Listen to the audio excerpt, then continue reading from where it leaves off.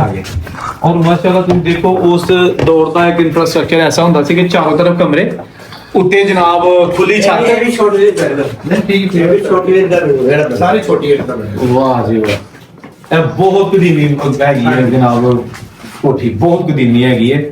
ਕੀ ਬਾਤ ਹੈ ਨਾਲ ਅੱਛਾ ਜ਼ਰਾ ਸ਼ੇਖ ਸਾਹਿਬ ਨਾਲ ਇੱਕ ਗੱਲ ਕਰੀ ਸ਼ੇਖ ਸਾਹਿਬ ਮੈਨੂੰ ਇਹ ਦੱਸੋ ਨਹੀਂ ਇਹਨਾਂ ਰਹਿائش ਦੇ ਵੱਲ ਥੋੜਾ ਅੱਗੇ ਕਰੋ ਜ਼ਰਾ ਕਿ ਤੁਸੀਂ ਇੱਥੇ ਰਹਿ ਰਹੇ ਹੋ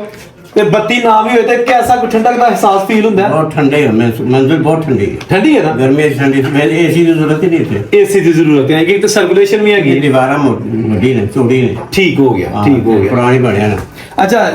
शेख साहब ਤੁਸੀਂ ਥੋੜਾ ਜਿਹਾ ਦੱਸ ਦਿਓ ਉਹ ਵਾਹ ਜੀ ਵਾਹ ਅੱਛਾ ਸ਼ੇਖ ਸਾਹਿਬ ਥੋੜਾ ਦੱਸ ਦਿਓ ਕਿ ਇਹ ਅਸੀਂ ਜਿਹੜੇ ਬੈਠੇ ਆ ਇਹ ਲੋਥਣਿਆ ਫੈਮਿਲੀ ਦਾ ਇਹ ਸਾਰੇ ਜਿੰਨੇ Dixon, ਆਪ ਘਰ ਨੇ ਨਾ ਹਾਂਜੀ। ਇਹ ਸਾਰੇ ਲੋਥੜਾ ਖਾਨਦਾਨ ਦੇ ਨੇ ਉਹਨਾਂ ਦੇ ਖਾਨ ਹਾਂਜੀ, ਤੇ ਕੀ ਉਹ ਕਰਦੇ ਕੀ ਸਨ ਜ਼ਿਮੀਦਾਰ ਸਨ ਕੀ ਸਨ ਜ਼ਿਮੀਦਾਰ ਵੀ ਸਨ ਤੇ ਵਿੱਚੋਂ ਤਾਜਰ ਵੀ ਸਨ ਹਾਂ। ਤੇ ਉਹ ਇੱਕ ਇੱਕ ਘਰਾਣੇ ਜਿਹੜੇ ਸਨ ਲੋਥੜੇ ਇਹ ਪੂਰੀ ਗਲੀ ਘੁੰਮ ਕੇ ਜਿਹੜੀ ਹੈ ਇੱਕ ਹੀ ਟੱਬਰ ਸੀ। ਹਾਂਜੀ ਇੱਥੇ ਬਾਅਦ ਵਿੱਚ ਹਕੀਮ ਦਾਤੁल्ला ਅਖਤਰ ਹਕੀਮ ਲਿਆਸ ਅਲੀ ਗਲੀ ਠੇਕੇਦਾਰ ਅਬਦੁਲ ਮਜੀਦ ਸ਼ਹਿਜ਼ਾਦ ਹੁਸੈਨ फिर नज़ीर भट्ट ये लोग फिर क्या पाकिस्तान तो बाद जड़े